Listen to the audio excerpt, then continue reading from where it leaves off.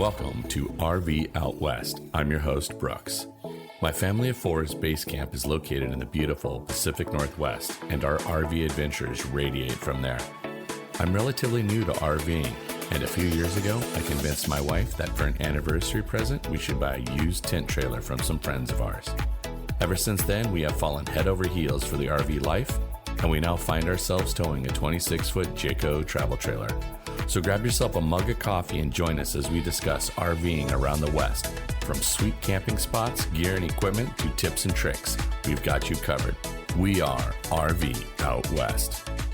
Our beloved Blue Jay trailer is about to turn 1.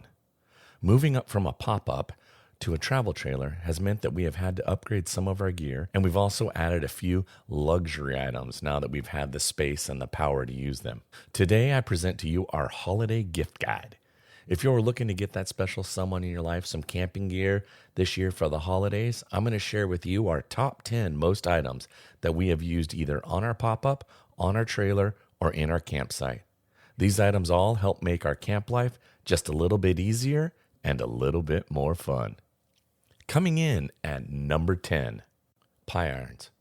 We use these mostly for making grilled cheese sandwiches using like Wonder Bread and Kraft singles.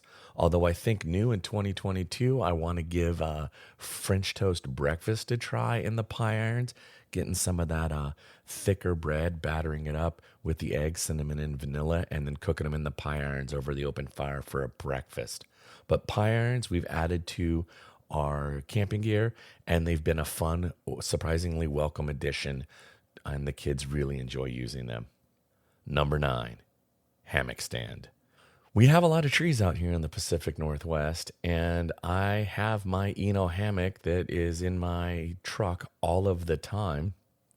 But I have found that when we have gone RV trailer camping, finding the perfect 2 trees to string the hammock is proving to be more challenging. I received a hammock stand for Father's Day this last year, and it can easily be put together, taken down in literally about 2 to 3 minutes. It's a very quick setup, but also just to have that hammock set up in your campsite as a place to lounge, read a book, read a magazine, and or just lie out and look at the stars. It's a great addition to the campsite besides just your standard camping chairs.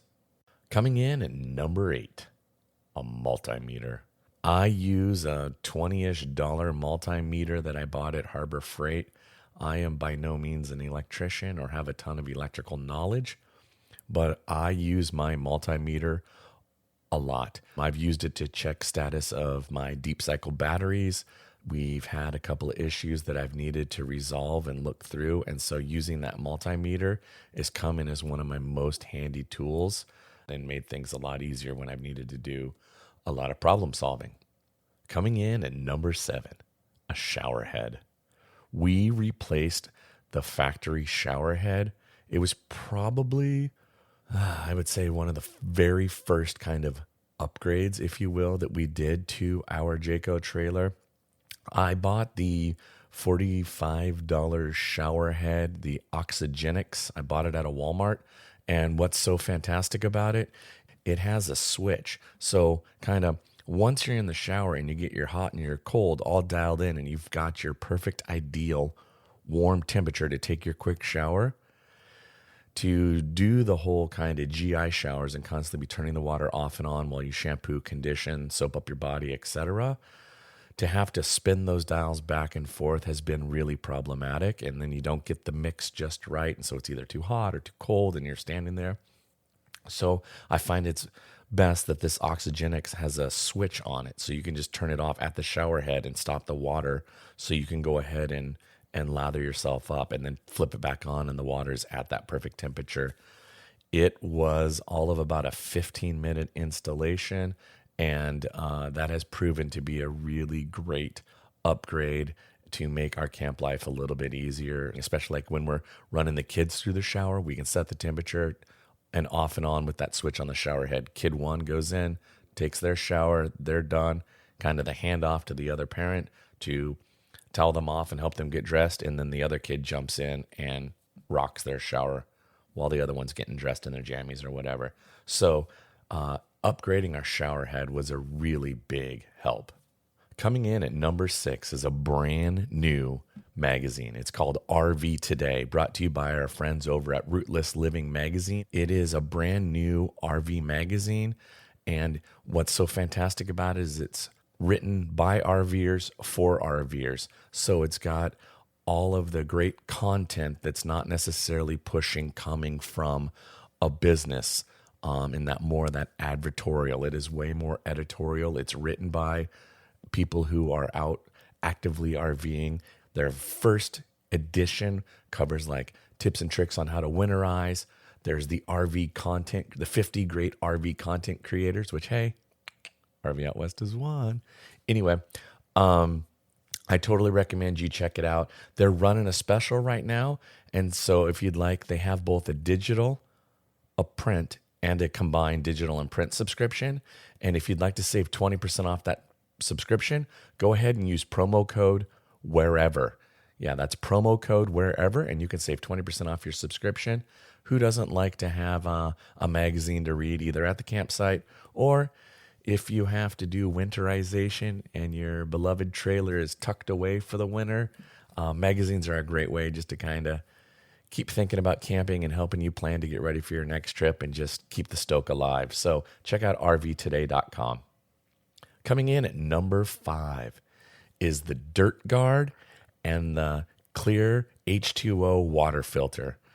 We have been using this now for about a year. It is a 2-stage process. It is a fantastic water filtration system. The Dirt Guard gets kind of the big clunky chunks of dirt and debris out of the water, and then the smaller pure carbon state water filter will filter it out.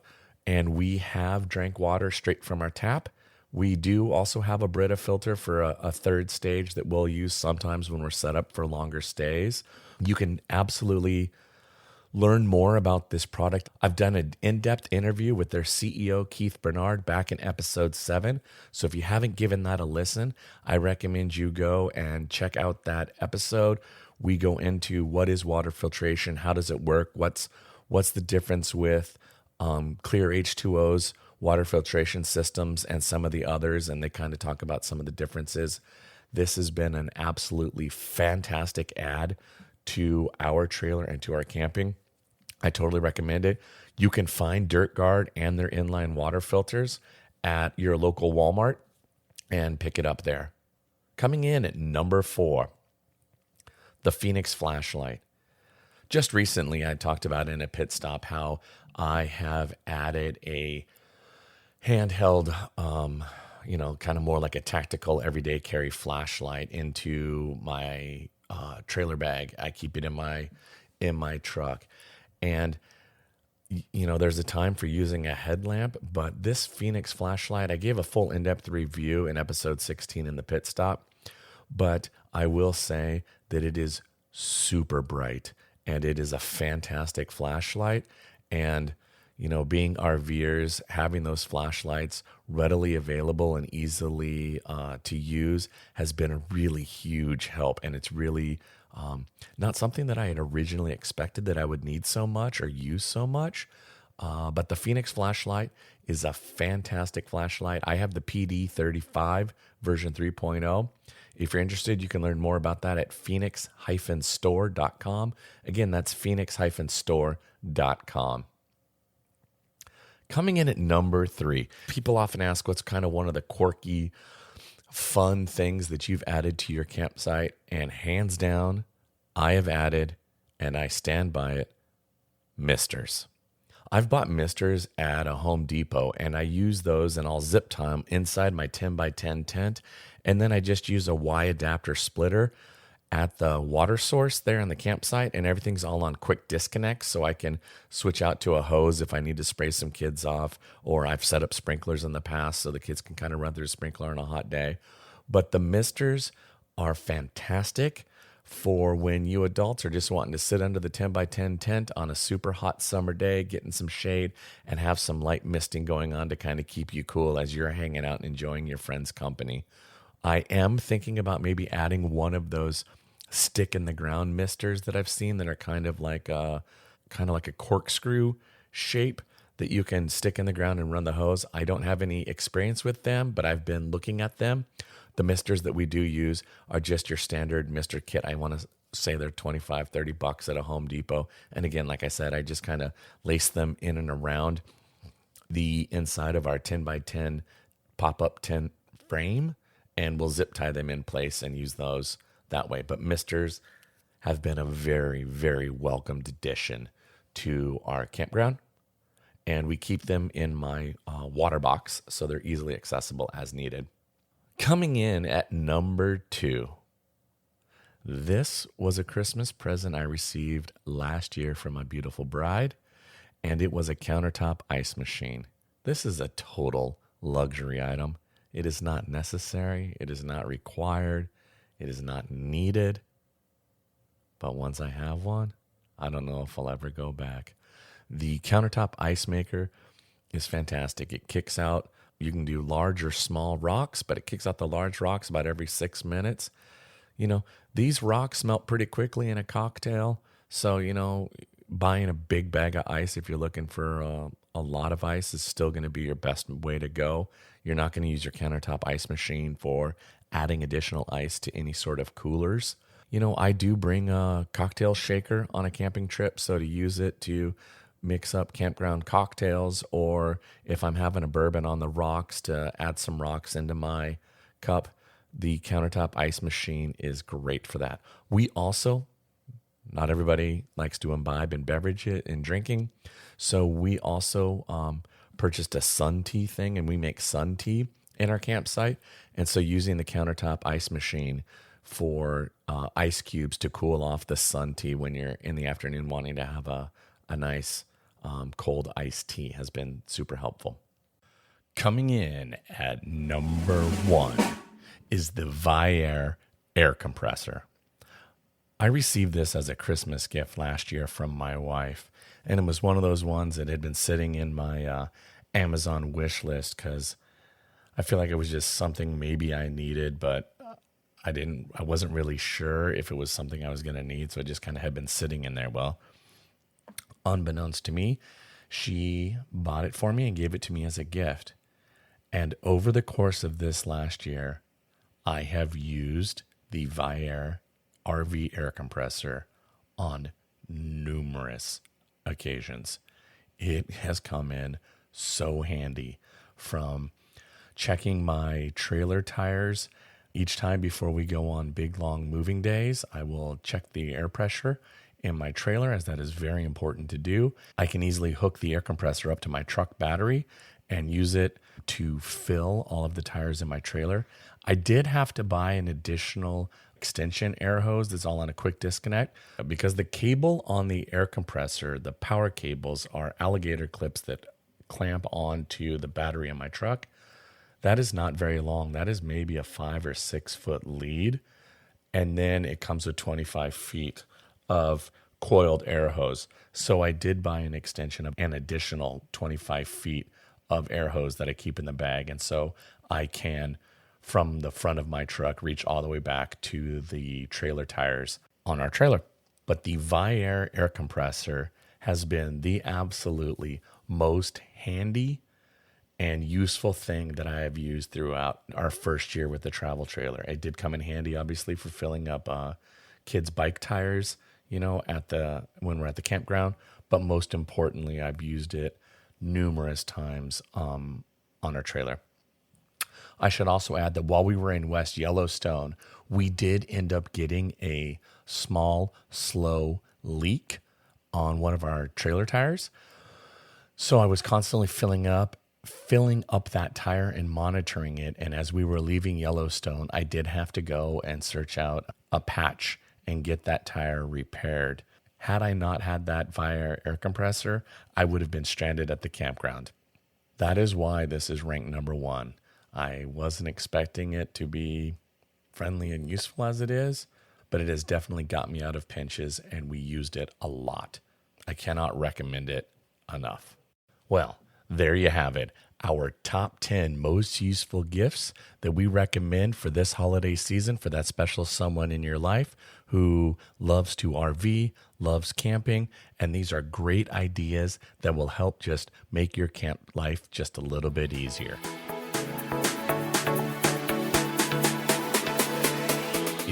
time for our pit stop. And in today's pit stop, we are going to be talking about National Diabetes Awareness Month. This is an important month for me as it hits really, really close to home. And as an RV'er and somebody who likes to take extended trips, this is something I have to deal with, plan for, and get ready when we go on these trips. So I'd like to take a few minutes just to share my story and to tell you how I travel and prepare with medications and insulin and to bring those all on a trip. Just wanted to bring some awareness to the diabetic disease. My story begins like this. I was originally diagnosed with type 1.5 diabetes. Yes, that is true. Type 1.5. It is called LADA, L-A-D-A, which is latent autoimmune diabetes in adult, which really means that I developed essentially type 1 diabetes as an adult. I was diagnosed with diabetes in a routine annual physical at the age of, I think I was 37. And it just popped up in my blood work. I didn't really have any known symptoms prior to that. It's just that my glucose levels were really, really high. From my understanding, type 1.5 is kind of like a hybrid between type 1 and type 2. And I'll never really know the full answer, but it means essentially that my pancreas is slowly stopping its production of insulin, or it already has, or it will be stopping production of insulin. And then I have a body that might be a little bit resistant to insulin. So what does this mean? It means I'm on an insulin pump. I carry an insulin pump everywhere I go, except for in the shower or if I'm swimming in a pool. I sleep with it. It is attached to me. I have to swap it out and change infusion sets and reservoirs and stick needles in me and do all of that. So when we go RVing, I need to think about how many days are we going? How many reservoir sets, infusion sets, and continuous glucose monitoring sensors do I need to bring? And then I need to pad that because I have unfortunately snagged my infusion set on door handles and ripped it out of my body. And it's not comfortable. But then that means I have to stop whatever I'm doing and I have to go reconnect back up and stick another needle in me and get connected all back up. Luckily, I've been on trips and I've brought enough stuff where I haven't necessarily run out. But that also means I have to bring like vials of insulin and keep those in the fridge. So when on travel days, I have to make sure that our fridge is staying cold and it's on a hot day and that my insulin's staying within the realm of what that, or do I need to pack it in a small little cooler with ice on travel day? So there's all these different kind of things are a part of my life and what I need to do when we're packing up the trailer to get ready to go on moving days between campsites, or even when we're packing up, like last summer when we went on our trip for a month, I had to bring a lot of supplies. So I had them for that month. And I have to think about that and I got to bring that and plan for that. So living with diabetes is something that I just have to do. This isn't a Crimea River. It is my new normal. But given that it is Diabetes Awareness Month, I do want to call out some things. I have done a lot of reflection, be like, did I have any symptoms prior to that time when I went into the doctor? Was I just so obtuse that I wasn't aware of those potential symptoms? Sometimes I look back and I'm like, oh, that incident that happened, yeah, maybe I was going to the bathroom too much or whatever. But things to look out for, classic traditional signs. If you exhibit any of these, a couple of these, I would totally urge you to contact your doctor and to get your glucose levels and your A1C checked. The big ones are an increased thirst. You are super thirsty. You are drinking a lot of water. It is not normal, the amount of water for you that you're drinking. It's increased and you're just not able to satiate that thirst that you have, and you just are continually drinking water. Along with that comes urination. And so you might have an increase in the amount of times that you need to go to the restroom to go pee. So, and then it's weird, right? You're like, oh, I'm drinking all this water. Well, of course I need to go to the bathroom. And so that connection isn't necessarily made. You just see the cause and effect. I'm drinking more water. I need to go to the bathroom more. That makes sense. But combined, if it's increased over what is whatever your normal is, that might be a red flag and really something to think about. I just wanted to share this all with you because it's National Diabetes Awareness Month. This is important to me. It impacts my family. My kids know how to recognize signs that if I'm having a hypoglycemic low, they know what to do. They can help me. My wife has helped me numerous times and has absolutely saved my life numerous times. Hopefully those of you out there, people who have to travel with other diseases, I know we all have to take and pack extra stuff to go on these trips, but ultimately it's worth it. I hope this information was helpful. I just felt the need to share, again, because it's National Diabetes Awareness Month.